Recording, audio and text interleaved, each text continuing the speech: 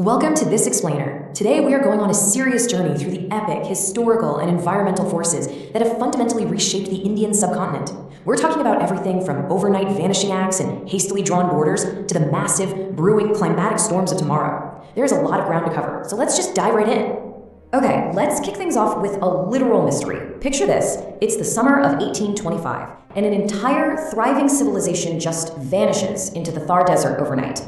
This is Kuldara, sitting right outside Jaisalmer. If you go there today, it's just a ghost town. Empty streets, completely dry wells. For 2 whole centuries, not a single human has lived there. So you have to ask yourself, how does an entire community of people simply evaporate into thin air?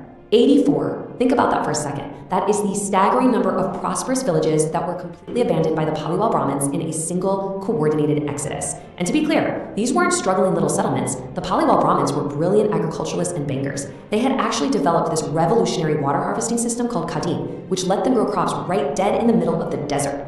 Believe it or not, they were wealthier than the actual city of Jaisalmer. And yet, one night, across 84 different villages, tens of thousands of people packed whatever they could carry and left their ancestral homes behind forever. Now, you've probably heard the local folklore, right? People say the villagers cursed the land, which has led to a whole industry of ghost stories. But honestly, the reality is way more grounded and frankly, a lot scarier.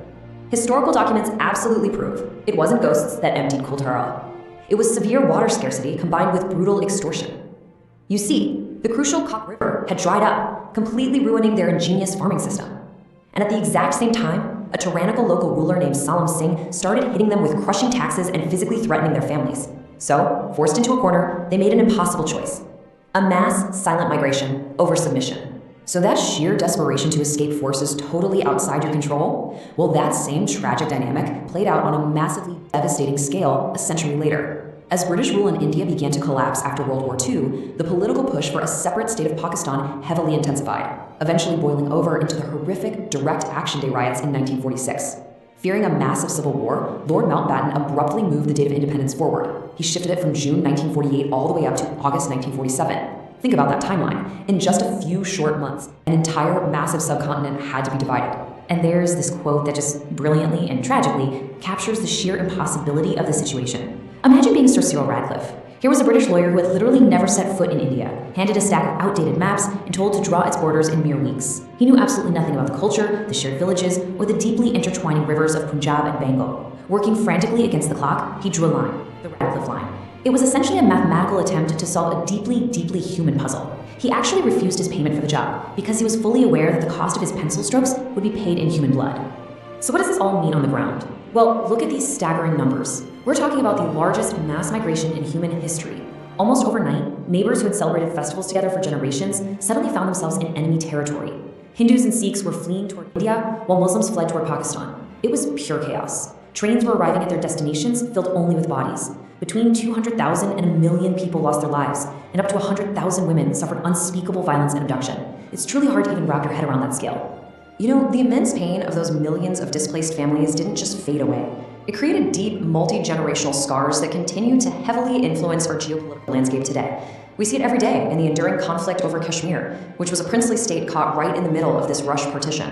And we see it in the heavily guarded borders that now divide people who, not that long ago, shared the exact same language, food, and culture.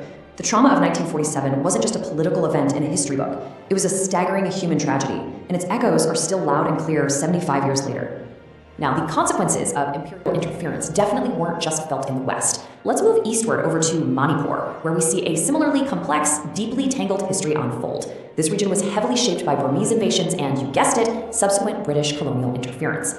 Long before it was ever part of India, the kingdom of King Lepak was its own independent realm. But it suffered terribly during these 7 years of devastation, starting in 1819, when Burmese forces invaded and caused this massive displacement of local tribes. This forced the local king to seek help from the British. The British did drive the Burmese out in 1826, but in return, they effectively took administrative control of the entire region. So to actually administer the region, the British came in and artificially separated the governance of the plains from the mountains. Notice the stark contrast here. The Métis community largely lived in the Imphal Valley, which is just 10% of the landmass, but that's exactly where the British focused all their economic and administrative efforts. Meanwhile, they largely left the surrounding hills, which make up a whopping 90% of the area and are home to the Kuki and Naga tribes, completely to their own devices. This effectively built an administrative wall between communities that previously had far more fluid natural borders. And that brings us to the highly controversial 1949 merger with India. It's absolutely crucial to understand this because it really fueled those long-standing disagreements among the Mateys, Kukis, and Nagas. It perfectly demonstrates how historical lines drawn by empires still dictate modern conflicts. Shortly after India's independence, the king of Manipur actually drafted a constitution for his state. But, citing security concerns over the fragile region, the newly formed Indian government placed King Bochandra Singh under house arrest until he finally signed the merger agreement in 1949. That single act sparked decades of insurgent movements, with different groups fighting over identity, tribal classifications, and deep historical land claims. Okay, we've talked a lot about man-made borders, but let's shift gears to unstoppable natural forces. Because right now, we are facing a modern, truly apocalyptic level threat to our most vital resources. I'm talking about the Godzilla El Nino. While historians argue over lines drawn on a map, nature operates on an entirely different, massive scale. This incredibly powerful climatic event begins thousands of miles away in the Pacific Ocean, but its shockwaves can literally bring entire economies to their knees by targeting the one thing we can't live without: water. So how does this actually work? Let's break down exactly how this thermal shift out in the Pacific, it's called the Walker circulation, literally kills the rains that Indian agriculture depends on. Normally, you have these strong trade winds that push warm ocean water toward Asia, and that creates clouds and heavy monsoons. But during an El Nino, those winds get weak. The warm water just sloshes backward towards South America. Because that warm water moves away, the essential temperature differences you need to pull monsoon winds from the Arabian Sea over the Indian landmass, they simply vanish. And the result? The life-saving rains just don't arrive. And you can probably guess what happens next. It is a terrifying domino effect. When monsoons fail, the 1,601 major water reservoirs in India don't fill up. And since nearly half of India's farmland relies entirely on rain, those crops just wither and die. Less food means skyrocketing prices. We've already seen tomatoes hit an unbelievable 250 rupees a kilo. Plus, low water levels mean hydroelectric dams can't produce power, exactly when blistering heat waves push electricity demand to record highs. So you get massive power cuts right when people need power the most. It's a recipe for a massive economic crisis. And here is where the alarm bells are really ringing. 2027. Scientists are warning us that our baseline global temperature is rising so incredibly fast that the upcoming years could easily be the hottest in human history. The World Meteorological Organization notes we are already 1.3 degrees Celsius warmer than the pre-industrial era. When a massive El Nino hits on top of this already heated baseline, it acts like a giant amplifier. Experts are pointing to the window around 2026 and 2027 as potentially shattering all previous heat records, which threatens mass droughts and even serious global conflicts over food and water. But listen, it's not all doom and gloom. We are definitely not entirely helpless here. The fix involves implementing proactive, somewhat non-glamorous solutions that can drastically reduce food waste and save our vital water reserves. There are clear, actionable steps we can take today. For instance, traditional open irrigation is only about 40% efficient, but switching to drip irrigation bumps that up to 80%. We also lose 30 to 40% of our food to spoilage right now. Establishing decentralized solar cold storage units, like the ones they've tested in Rourkela, can save massive amounts of produce. Even doing things like returning to traditional food dehydration or pivoting national policies toward compressed biogas instead of super water-intensive ethanol can build immense resilience against these climate shocks. Look, we obviously can't undraw the borders of our past, right? And we sure can't stop the shifting currents of the ocean. But it all comes down to this ultimate question.